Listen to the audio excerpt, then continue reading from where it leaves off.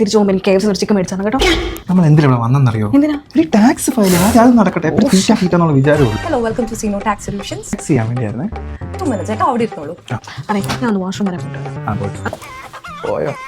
തിരിച്ചു വന്ന് എൻ്റെ ശവം കാണേണ്ടി വരും. ഹലോ, എന്താ പേര്? ദിയ. റീൽസിലൊക്കെ അഭിനയിക്കാൻ താല്പര്യമുണ്ട്? താല്പര്യമില്ലല്ലോ. നാട്ടിലെവിടെ? നാട്ടിലടുത്ത് പ്രോട്ടീൻ എന്തിനാ?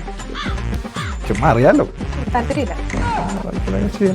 വൈഫ് അതിന്റെ വൈഫൊന്നും അല്ലെന്ന് എൻ്റെ അകത്ത് ബന്ധത്തിലൊരു കുട്ടി ശല്യമാണ്. എപ്പോഴും പുറകെ നടക്കുക, എന്ത് ചെയ്യാനല്ലേ? അതല്ല പറഞ്ഞത്, താങ്കളുടെ കൂടെ വന്ന ആള് ബാക്കിൽ നോക്കും. ഈ ടാക്സ് എവിടെ ചെയ്യും? അവിടോട്ടേക്ക്. എവിടെ പരിപാടി അവതരിപ്പിച്ചാലും ഇത് തന്നെയാണല്ലോ നിന്റെ വിധി. രണ്ടുപേരും ടീഫർ കൊണ്ടുവന്നിട്ടുണ്ടോ? ടീഫർ കൊണ്ടുവന്നായിരുന്നോ?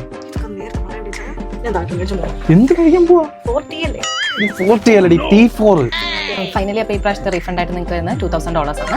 അപ്പോൾ ഏകദേശം എല്ലാം കഴിഞ്ഞു. ഇനി പേയ്മെന്റ് പെൻഡിങ് ഉള്ളൂ. പൈസയോ? ഞങ്ങളോടോ? ഓളെ വേണ്ടത് പരിചയമില്ല. ഞങ്ങൾ ഇൻഫ്ലുവൻസേഴ്സ്.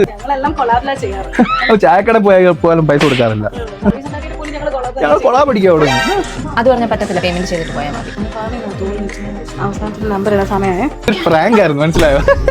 എത്രയാണെന്ന് പറഞ്ഞു? ഓ, പ്രാങ്ക് ആയിരുന്നോ? എന്നാൽ കുഴപ്പമില്ല, ഫ്രണ്ട് പേ ചെയ്തോളൂ കേട്ടോ. തള്ളി കിട്ടാൻ ഭാഗ്യം.